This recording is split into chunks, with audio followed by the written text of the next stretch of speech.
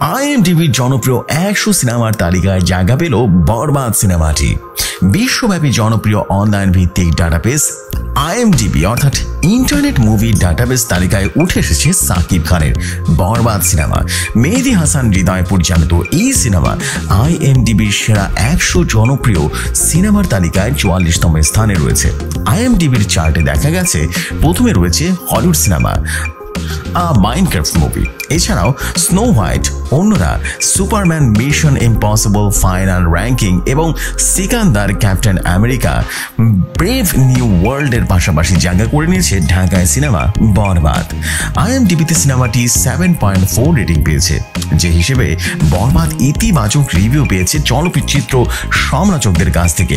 Hollywood এবং বলিউডের সঙ্গে আইএমডিবির চার্টে বাংলাদেশি সিনেমার স্থান পাওয়াকে গর্ব হিসেবে দেখছেন বরবাদ নির্মাতা মেহেদী হাসান হৃদয়। এই পরিচালক বলেন, আইএমডিবির চার্টে আমাদের সিনেমা 44তম স্থানে জায়গা করে নিয়েছে, তাও জনপ্রিয় সিনেমার ক্যাটাগরিতে। এটা তো আমাদের জন্য অনেক আনন্দের, গর্বের।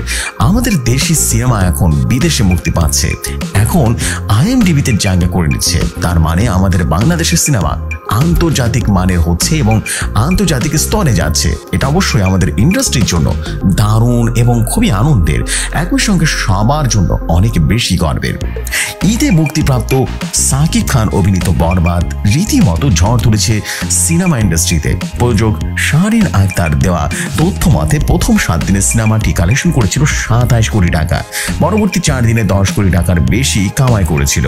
সেই হিসেবে অঙ্কটা দাঁড়ায় 37 কোটি টাকারও বেশি। তিনি আরও জানালেন, মাল্টিপ্লেক্স এবং সিঙ্গেল স্ক্রিন শো এর সংখ্যা না কমলেও এই সপ্তাহে বরবাদের আয় ছাড়িয়ে গেছে মোটামুটি 50 কোটি টাকা।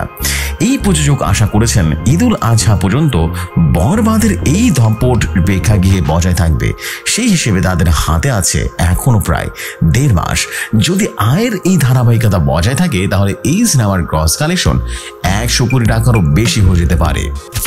এমনই সব নিত্য নতুন নিউজ পেতে এবং বিনোদনধর্মী নিউজ পেতে রেডিও শহর নিউজের সাথেই থাকুন এবং অবশ্যই আমাদের ফেসবুক পেজে লাইক করবেন, শেয়ার করে দিবেন। এখনকার মতো বিদায় নিচ্ছি।